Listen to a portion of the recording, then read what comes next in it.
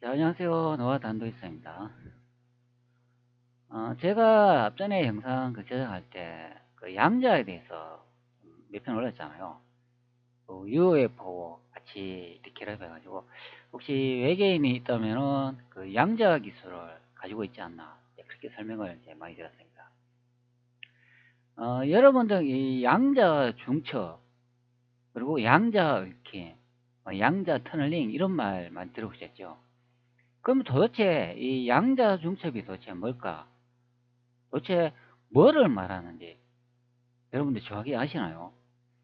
뭐 유튜브나 과학자들 이렇게 설명하는 거 보면은 뭐 다 이렇게 설명하네요. 이 양자가 원자보다 더 작은 단위라고 설명을 합니다. 그러면 원자에 대해서 좀 구조를 좀 알아야 되겠죠. 자, 원자의 구조를 이렇게 살펴보면은 여기 중간에 뭐 원자 핵이라고 이렇게 보이지 않습니까? 한 4개 정도 원으로 되어 있죠. 그리고 전자가 이 원자 핵을 이렇게 빙 돈다고 이야기합니다. 여러분 이거 좀 이해가 안 가죠? 우리 신체나 세계의 산물을 이루고 있는 모든 물질이 이렇게 원자로 이제 구성되어 있다고 하니까 그렇습니다. 전자가 이렇게 빙 돌고 있다면 그러면 뭐 물체가 조금 움직여야 되지 않나, 뭐 흔들리거나 뜨거나 그래야 되지 않나, 뭐 그렇게 생각해 볼 수도 있죠. 저 어떤 구조는 그 해명을 듣다 보면 이게 떨림이 이게 발생하는 그런 것도 있대요. 자, 그러면 원자라는 게 뭐 요런 식으로 이제 구성되어 있습니다. 자, 여기 중간에 보면 여기 양성자라고 되어 있잖아요. 그 다음 중성자가 나옵니다. 여기 색깔이 여기 연두색인가요? 여기 이제 중성자로 표시해 주네요. 그러면 붉은색의 양성자 2개하고 중성자 2개가 모여가지고 이 원자를 이제 구성한다, 그런 설명이 되는 거죠. 그리고 원자의 이 가장자리는 전자가 이렇게 돌고 있다고 합니다. 그리고 이 원자는 4가지 힘을 가지고 있대요. 여기 보면 전자기력하고 강력하고 양력하고 중력, 이 4가지 힘이 있는데, 여기서 이 중력은 힘이 있다고 하는데 이거는 뭐 아주 미미해 가지고 거의 측정이 안 된대요. 뭐 있는지 없는지도 모를 정도로 힘이 약하다고 합니다.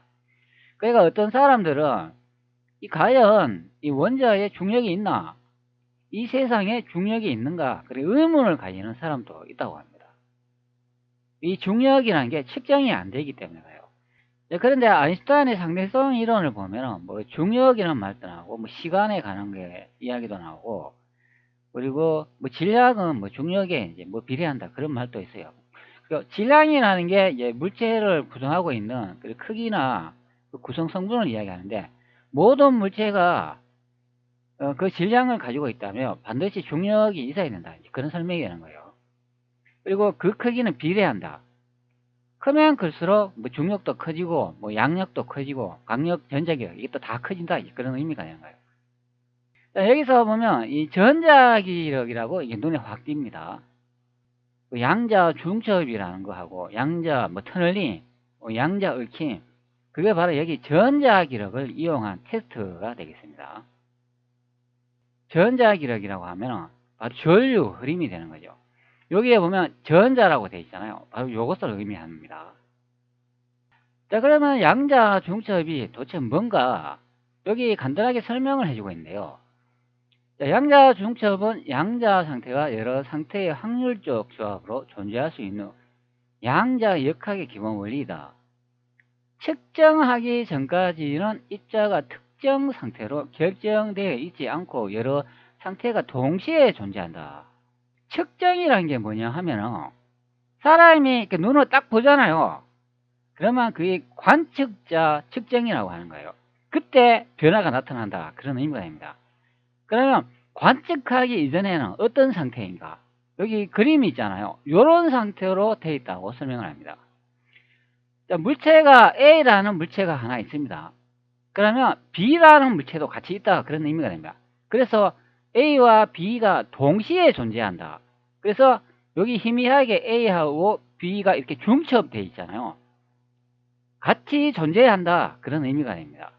그래서 양자 중첩이라 그렇게 말한다, 그런 의미가 되는 거예요. 자, 그러면 여기서 사람이 딱 보잖아요. 눈으로 딱 측정을 합니다. 그러면 A 상태가 될 수도 있고 B 상태가 될 수도 있다. 그런 의미가 되는 거예요. 그전에는 특정 상태가 아닌 경우가 되는 겁니다. 무작위로 같이 있는데 측정하는 순간에, 눈으로 확인하는 순간에 A도 될 수 있고 B도 될 수 있다. 이게 바로 양자 중첩이 되는 겁니다. 자, 그러면 이 양자 중첩이라는 게 도대체 어디서 나왔나? 도대체 어떤 과학 실험을 통해 가지고 이게 밝혀졌는가? 제가 한번 여러분한테 설명드리도록 하겠습니다. 자, 양자 역학을 이렇게 좀 검색을 해보면 이런 다양한 과학자들이 눈에 띄어요. 자, 여기 코펜하겐 해석이라는 게 있어요.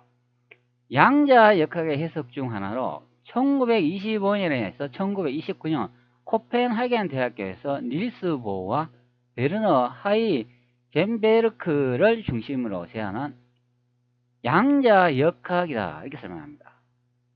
이것도 똑같이 설명을 해요.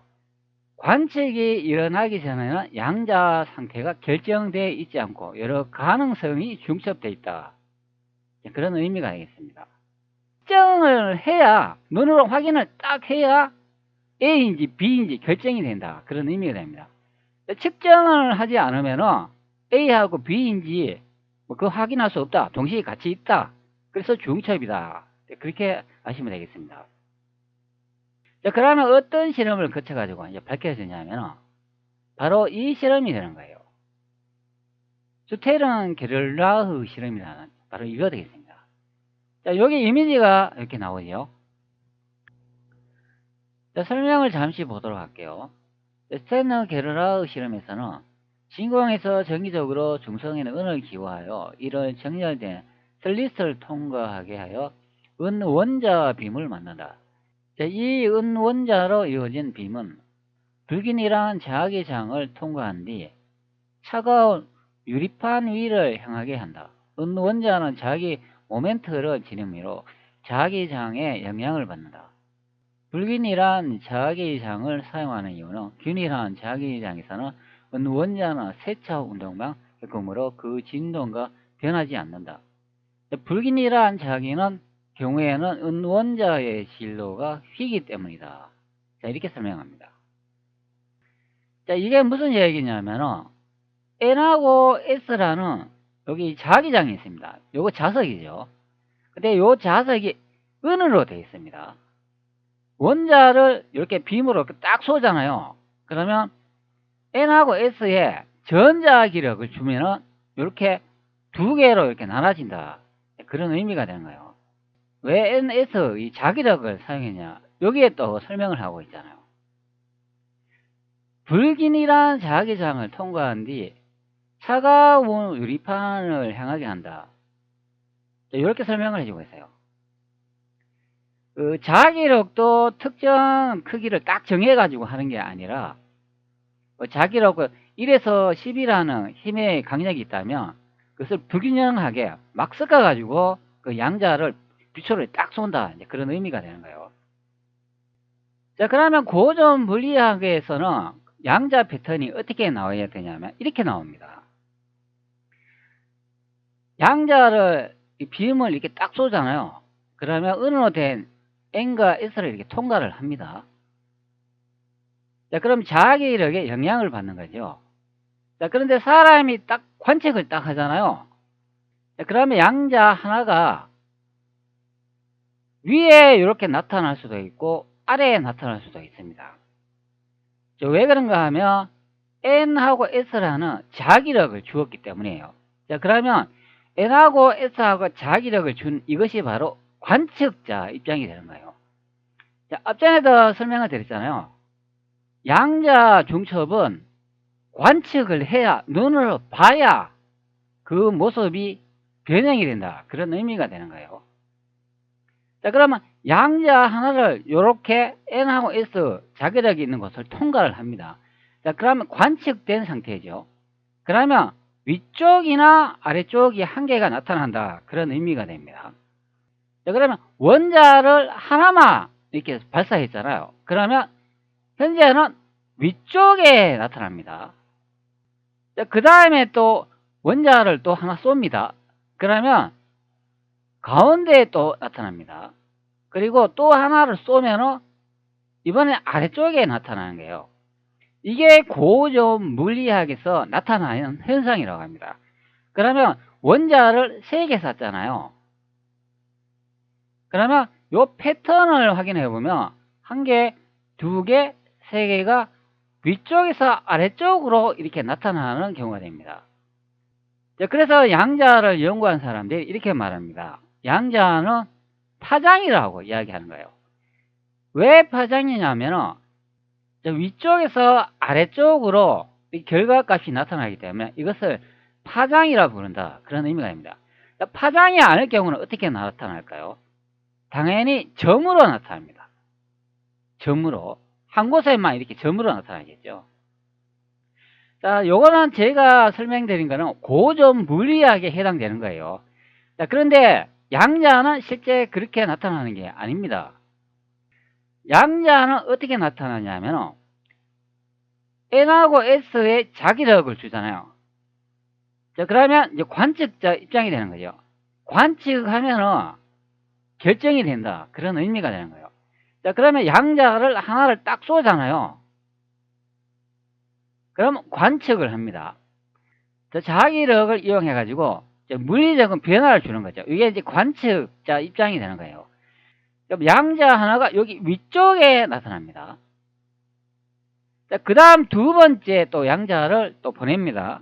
자, 그러면 자기력에 의해 가지고 또 특성이 바뀌는데 이번에는 여기 아래쪽에 또 나타나요. 자, 그리고 이번에 3번째 또 쏘니까 이번에도 아래쪽에 또 나타나요. 자, 요 패턴은 무작위 패턴이 되는 겁니다. 미리 결정되어 있는 상태가 아니에요. 그 다음에 4번째 또 쏘니까 이번에는 여기 위쪽에 이렇게 나타납니다. 자, 이렇게 무수히 많이 양자를 보냅니다. 그럼 패턴이 이렇게 나타나기도 하고 이렇게 나타나기도 하고, 자, 앞전에는 수직으로 이렇게 물리현상이 나타났잖아요. 그런데 이번에는 이렇게 수직으로 나타나지 않고 이렇게 가로로 이렇게 나타난다. 그런 의미가 됩니다. 자, 그러면 여기서는 1개, 2개의 형태의 파장이 생겼잖아요. 그래서 이것을 양자 중첩이라고 하는 거예요.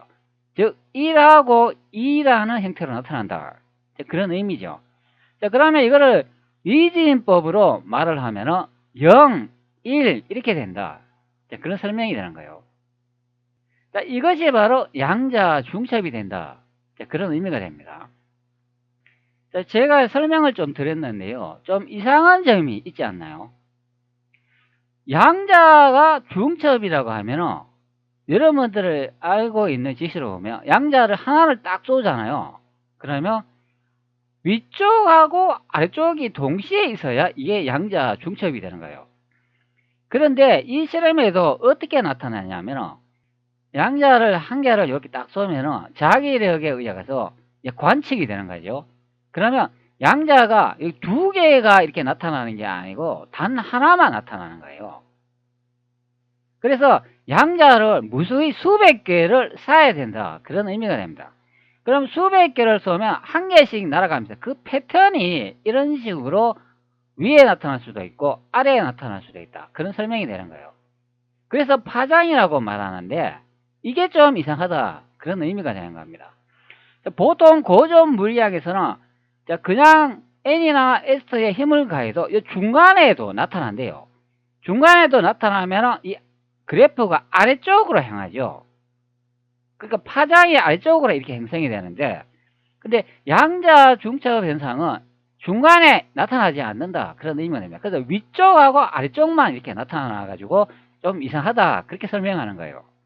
그래서 과학자들이 이건 물리 법칙을 좀 위배되는 그런 내용 아닌가, 그렇게 설명을 하는 경우가 됩니다.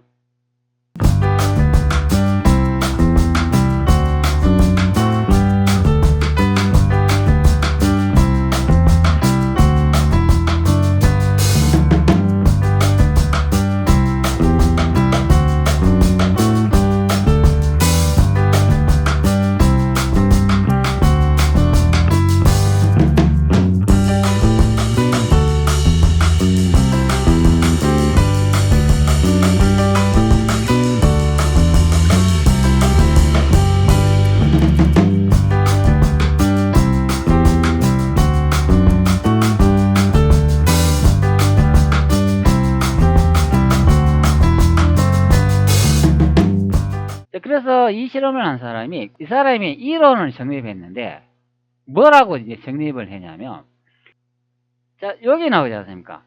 측정하기 전까지는 입자가 특정 상태로 결정되어 있지 않다. 이렇게 이론을 정립한 거예요. A라는 양자와 B라는 양자가 그 특정 상태로 결정되어 있지 않다. 뭐 중첩되어 있다. 그렇게 말하는 거예요. 그런데 사람이 딱 관측을 딱 하잖아요. 그러면 A나 B의 형태로 나타난다. 그런 의미가 됩니다. 자, 양자 하나를 이렇게 빔으로 딱 쏘지 않습니까? 그러면 요 구조물을 하나씩 이렇게 통과를 하죠. 이렇게 쭉 통과를 하면서 N으로 된 N과 S 자기력이 있는 구간을 통과하는 거예요. 자, 그러면 N하고 S 자기력인 요 부분이 관측자 지점이 되는 거예요. 관측자 지점이 나타나기 이전, 비음을 최초로 여기 딱 쏘았을 때 여기 양자가 여기에 있지 않습니까? 여기에 있는 구간은 어떤 상태도 아니다. 이제 그런 설명이 되는 거예요. 자, 그러면 그게 중첩이다. 이제 그렇게 말하는 겁니다. A도 아니고 B도 아니다. 그런 소리인데, 그래서 요 사이 부분이 설명이 안 되기 때문에 그 사람들이 중첩이라는 말을 만들어냈다. 그런 설명이 되는 거예요. 중첩이라는 건 A와 B가 같이 섞여 있는 상태다. A도 아니고 B도 아니다. 그런데 관측했을 때만이 A가 나타나기도 하고 B가 나타나기도 한다. 그런 의미가 되는 거예요. 자, 그래서 유명한 물리학자 아인슈타인이 말하는데, 그 사람은 상대성 이론을 정립한 사람이잖아요. 자, 그래서 아인슈타인이 이렇게 말을 해요. 이 실험 결과를 보고 난 다음에 양자가 어떤 물리적인 힘에 의해가, 그것도 이제 전자기력이죠. 그 힘에 의해 가지고 위쪽이나 아래쪽으로 변형되는 것은 거기까지는 이해가 되겠는데, 그 앞전의 현상, 양자가 중첩되어 있다는 거는 이거는 도대체 이해를 못하겠다. 이거는 물리 법칙으로 설명이 안 되는 부분이다. 그렇게 말하는 경우예요. 그래서 아인슈타인이 이 양자 중첩이나 양자 터널이, 양자 얽힘은 불완전한 학문이라고 말하는 경우가 됩니다. 자, 아인슈타인이 비판과 운유적 편. 자, 아인슈타인은 양자역학의 예측 능력, 수학적 결과는 인정했지만 그 철학적 해석, 코펜하겐의 해석을 받아들일 수는 없었다. 자, 고객님이 말씀하신 것처럼 그 직접적으로 너 사기다라고 말하는 대신 세련되고 운유적인 표현을 사용해 핵심을 찔렀다. 요게 이제 아인슈타인이 말한 내용이 되는 거예요. 앞전에 그 실험 내용을 이렇게 비판을 했습니다. 신은 주사위 놀이를 하지 않는다. 양자역학은 모든 현상이 확률에 의해 지배된다고 주장한다. 중첩이 붕괴되어 A가 될 확률이 70%, B가 될 확률이 30%. 자, 아인슈타인은 우주의 긍정적인 실체는 완벽한 질서와 인과율에 따라야 하며 우주 주사위 놀이에 의해 결정돼서는 안 된다고 믿었다. 이것은 양자역학의 비결정론에 대한 가장 유명한 비판이다. 관측하기 이전 상태는 뭐 A도 아니고 B도 아니고 뭐 중첩되어 있다. 그런 설명이 되는 거예요. 그래서 이게 주사위 노름하고 똑같다. 그런 의미가 됩니다. 주사위 번호가 1에서 6번까지가 있잖아요. 그러면 그것을 던지지 않습니까? 그러면 1이 될 수도 있고 6이 될 수도 있다. 이것을 은유적으로 비판한 내용이 신은 주사위 놀이를 하지 않는다. 자, 그렇게 말하는 경우가 됩니다. 그 다음에 유령 같은 원격 작용이다. 이는 양자 얽힘 현상을 비판한 것이다. 두 개의 얽힘 입자 중 하나의 상태를 관측하는 순간 아무리 멀리 떨어져 있어도 다른 입자의 상태가 즉시 확정된다. 아인슈타인은 이것이 정보가 빛보다 빠르게 전달될 수 없다는 상대선 이론에 위배된다고 보며 양자역학이 물리적 실체를 설명하는 데 실패했다고 주장한다. 자, 요거는 이제 양자 얽힘에 대한 내용인데요. 만약에 우주가 양자로 이제 구성이 되어 있다면 뭐 우주 전체가 이렇게 양자가 다양하게 뭐 수억 개, 수억만 개, 뭐 끝없이 있지 않습니까? 그러면 이것이 이렇게 다 얽혀 있다. 그런 해석이 되는 거예요. 다 이렇게 하나하나다. 그러면 첫 번째 양자에서 반응이 오면 마지막 끝에 있는 여기에 있는 양자도 동시에 결정이 된다. 그런 의미가 되는 거예요. 그게 양자 얽힘이다. 양자 얽힘이 존재를 한다면 빛보다 더 빠르게 반응을 하고 빛보다 더 빠르게 우선 타고 저 우주 끝까지 날아갈 수 있다. 그런 의미가 됩니다. 이것이 눈 깜빡할 새라고 하는데요. 눈을 감았다 눈을 딱 뜨면 한번 우주의 끝에 가 있다. 그런 설명이 되는 거예요. 그래서 아인슈타인은 이것을 이제 부정하는 경우가 됩니다. 바로 유령 같은 원격 작용이다. 그렇게 말을 해주고 있어요. 자, 그리고 마지막으로 또 이런 말을 또 남겼습니다. 불완전한 이론이다. 아인슈타인은 양자역학이 미시 세계를 매우 성공적으로 예측하지만 측정 전의 실체를 명확히 설명하지 못하고 검증 불가능한 중첩의 붕괴에 의존한다는 점에서 불완전한 이론이라고 결론지었다. 자, 여기 설명을 하잖아요. 측정 전의 실체를 설명하지 못한다. 그런 의미가 되는 거예요. 자, 이미지로 다시 설명을 드릴게요. 양자 하나를 이렇게 쏘지 않습니까? 그러면 N하고 S의 물리적인 힘, 자기력에 의해가 관측이 되는 거예요. 그러면 관측을 했기 때문에 결정이 된다. 그런 설명이 되는 거예요.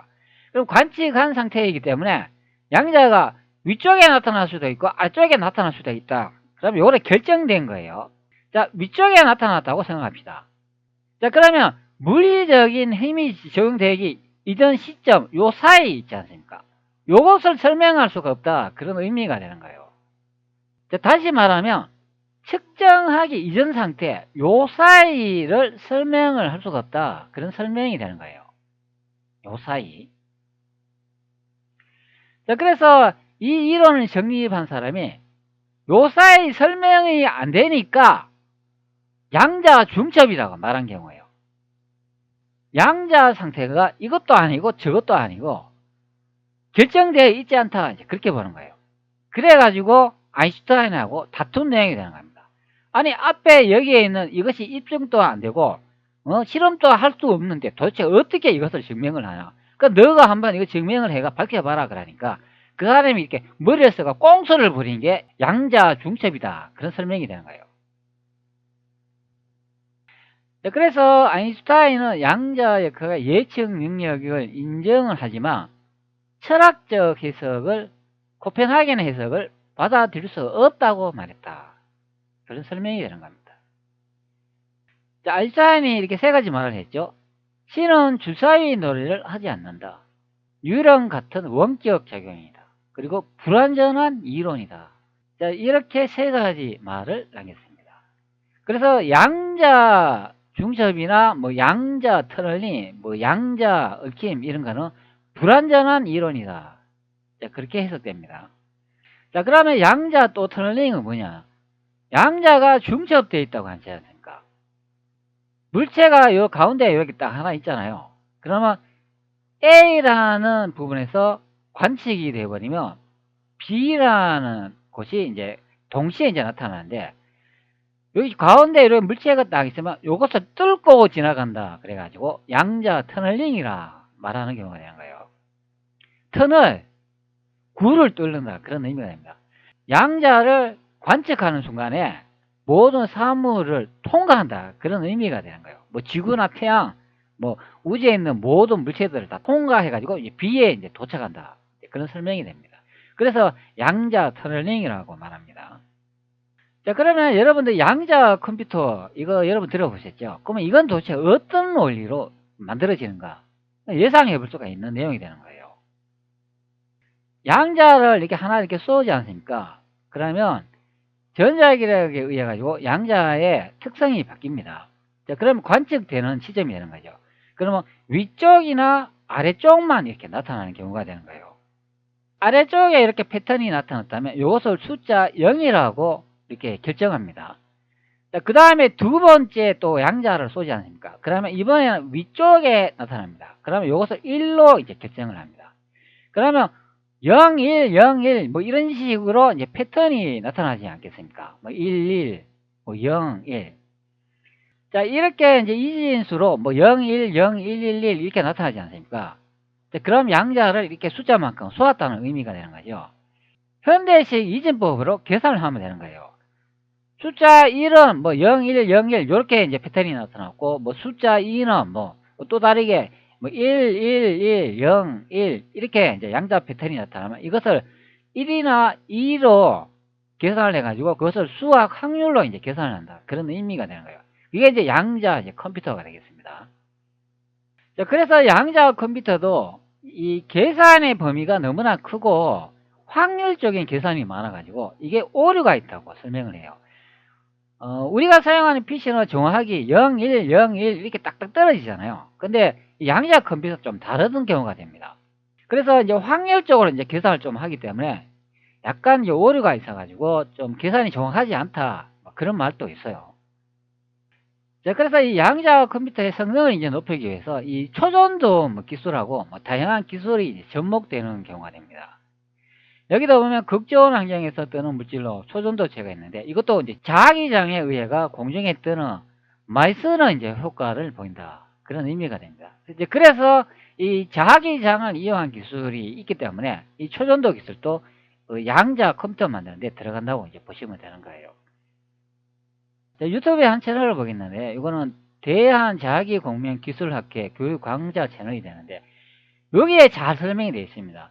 이게 양자가 어떻게 이루어지고 어떤 실험을 통해 가지고 뭐 어떤 현상이 발현되는가 그것을 잘 설명해 주는 거예요. 자, 이 영상에도 보면은 N하고 S의 자석을 이용한다고 설명이 되어 있습니다. 이 자석은 앞전에도 설명드렸죠. 은으로 구성이 되어 있다. 제가 설명을 드렸어요. 과 같으니까 처음에는 수직으로 쏘면 불균일한 자장의 영향을 받아 스핀은 위쪽에 맺힐 것이고 그 다음에 약간 각도를 달리하여 쏘면 그 밑에 맺힐 것이고 각도를 계속 달리하여 쏘면 각각 각도에 따라 맺힐 것이니까 이렇게 넓게 퍼진 무늬가 생길 거라는 거죠.